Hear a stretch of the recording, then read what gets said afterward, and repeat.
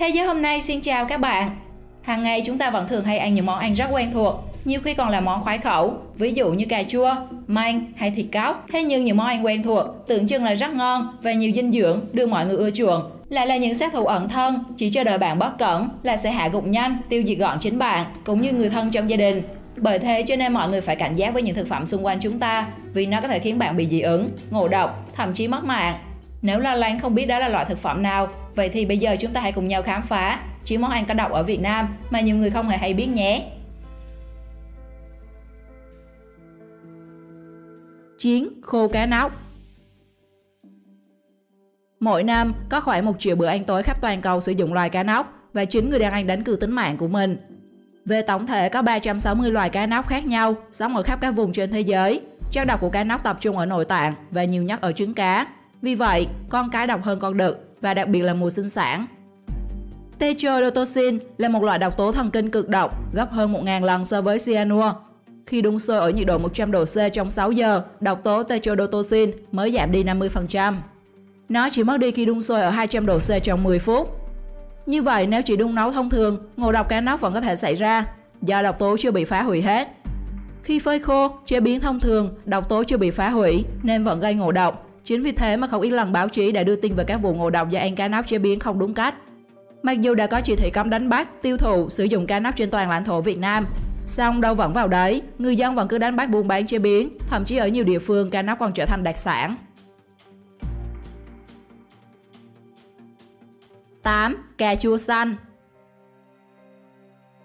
Cà chua chiến là thực phẩm tốt cho sức khỏe, nhưng bạn đừng nghĩ cà chua xanh cũng vậy nhé. Thực chất cà chua xanh là thực phẩm cực độc. Bởi trong cà chua xanh, hàm lượng tomatidin rất cao, có thể lên tới 58mg trên 100g cà chua xanh.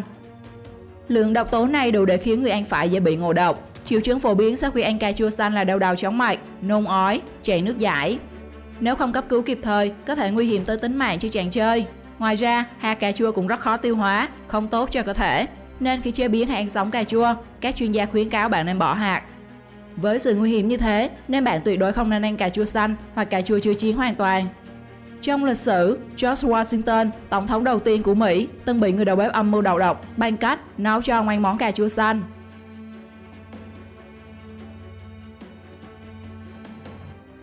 7. Sam biển. Liệt kê Sam biển vào danh sách video này thì thật là oan uổng cho Sam, nhưng cái gì cũng có nguyên nhân của nó. Bởi vì anh em sinh đôi của Sam mà hàng năm cả nước vẫn ghi nhận các vụ ngộ độc chết người do ăn trứng sò biển. Sam biển thường được bắt để lấy trứng ăn, nhưng do không biết phân biệt đâu là Sam, đâu là sò, nên đã dẫn đến những vụ chết người thương tâm. Bởi trứng Sam là thức ăn ngon và bổ dưỡng, còn trứng sò rất độc, ăn phải sẽ bị ngộ độc nguy hiểm. Chất độc giết người trong loài sò biển là tetrodotoxin, cực độc giống độc tố của cá nóc. Chất độc này được hấp thụ nhanh qua đường tiêu hóa trong khoảng 10 đến 15 phút và chỉ sau vài giờ sau khi ăn, các triệu chứng ngộ độc xuất hiện. Liều tử vong đối với người là 1 đến 2mg độc chất tetrodotoxin. Độc tố này có tác dụng lên thần kinh trung ương, gây tê liệt cơ thể, ngưng tuần hoàn, hô hấp, nạn nhân tử vong nhanh chóng. Vào năm 2020, một vụ ngộ độc vì ăn nhầm con sò xảy ra ở tỉnh Quảng Ninh với 5 người nhập viện. Rất may là họ đều được cứu sống. Nếu có đi biển mà muốn ăn con sam thì các bạn phải lựa chọn cho kỹ càng nhé. Và tuyệt đối không được ăn sò biển, kể cả trứng và thịt của chúng.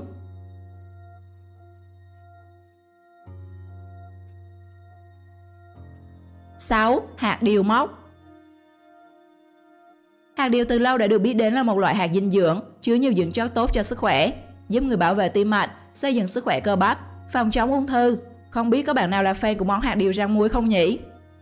Nếu là hạt điều chất lượng thì không nói gì, nhưng khi chúng đã bị mốc, bạn sẽ gặp phải vô vàn nguy hiểm, thậm chí là ảnh hưởng đến tính mạng của chính bản thân mình khi ăn nó.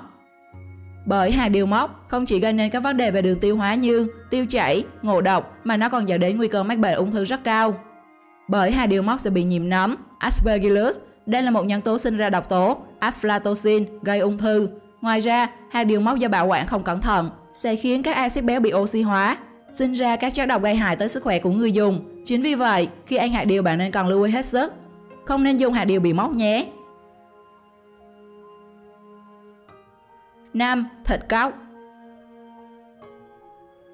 Theo dân gian, thịt cóc giúp trẻ hết biếng ăn và chữa được bệnh còi xương, nên nhiều bậc phụ huynh chế biến làm thức ăn cho trẻ. Tuy nhiên, 9 món ăn này lại mang nhiều hiểm họa trong gan, trứng, da, mắt và hạch thần kinh của cóc chứa bufotoxin, một chất cực độc, bền với nhiệt. Nếu chế biến không kỹ, chất độc này có thể gây chết người trong thời gian rất ngắn. Ước tính, lượng bufotoxin trong một con cóc có thể gây chết 4 đến 5 người khỏe mạnh. Tỷ lệ tử vong do ngộ độc thịt cóc rất cao. Có người qua được cơn nguy kịch thì cũng bị suy thận, vô niệu.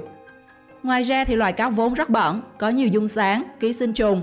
Người bị ngộ độc có thể thấy tê môi, buồn nôn, rối loạn nhịp tim, tim đập nhanh, hồi hộp, tụt huyết áp, sinh ra ảo giác, co giật, thậm chí là tử vong.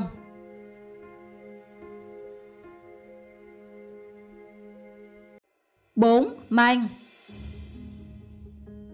Nhắc tới loại thực phẩm này, Emil liền nghĩ ngay đến món măng hầm giò heo. Không biết có bạn nào khoái khẩu cùng với mình hay không? Măng tươi hay măng khô là loại thực phẩm rất được nhiều người ưa chuộng. Thế nhưng theo Trung tâm chống độc Bệnh viện Bạch Mai, trong măng tươi chứa rất nhiều cyanide. Đây là một loại độc tố có khả năng gây ngộ độc cho con người. Khi người ăn phải măng có chứa nhiều cyanide khi vào cơ thể, dưới tác dụng của những dịch vị enzyme đường tiêu hóa, lập tức biến thành axit cyanhydric, một loại chất cực độc với cơ thể. Cụ thể, một người 50 kg chỉ cần ăn phải 50 mg là có thể tử vong. Tùy theo hàm lượng cyanide trong măng mà người ăn có biểu hiện ngộ độc ở mức độ nặng, nhẹ khác nhau. Trường hợp nhẹ thì biểu hiện sợ hãi, lo lắng, chóng mặt, đau đầu, rối loạn ý thức, buồn nôn. Trường hợp nặng có thể tử vong. Do đó khi chế biến măng, bạn nên làm theo kinh nghiệm dân gian là rửa kỹ, ngâm măng trong nước nhiều giờ và luộc qua 1 đến 2 lần trước khi ăn để tránh bị ngộ độc.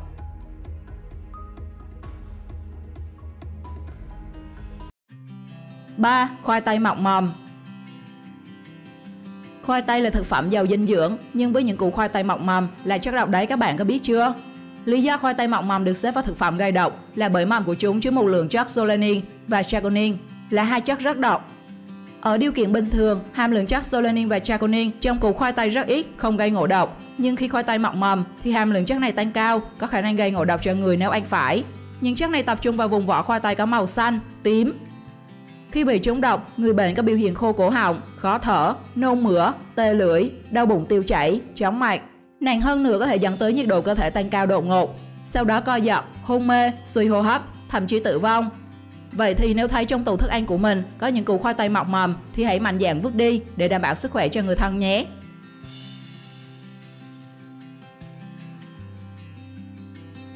2. Mật cá chấm tươi.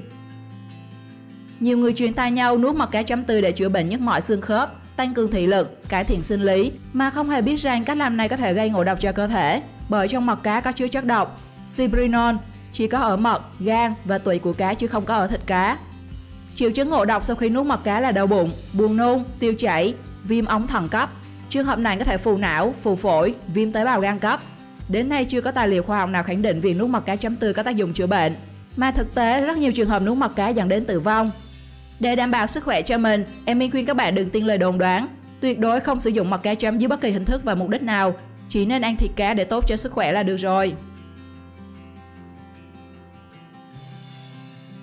1. Quả khế. Quả khế là món ăn ưa thích của nhiều người, cái cảm giác chua chua ngọt ngọt chắc nhiều bạn khi còn nhỏ đã từng thử qua.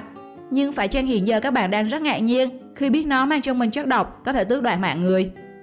Thật ra người bình thường ăn khế thì không sao, nhưng những người bị suy thận, phải chạy thận nhân tạo thì nhớ phải tránh xa em này. Vì trong khế, đặc biệt là khế vàng, có chứa độc tố neurotoxin gây ói mửa, rối loạn tâm thần, hôn mê, động kinh hay thậm chí là có thể làm chết người. Không hề có thuốc giải cho loại độc tố này, nên những bạn nào mắc bệnh thận nhớ là không được phép ăn khế nhé. Thông thường nếu sử dụng với số lượng ít thì thận có thể giúp bạn bài trừ và loại bỏ các độc tố ra khỏi cơ thể, nhưng nếu sử dụng quá liều loại thực phẩm này sẽ gây nguy hiểm cho chính bạn đấy. Bạn đã ăn bao nhiêu món trong danh sách mà Thế giới hôm nay vừa giới thiệu? Hãy comment bên dưới cho mọi người biết nhé. Xin chào và hẹn gặp lại các bạn ở những video sau.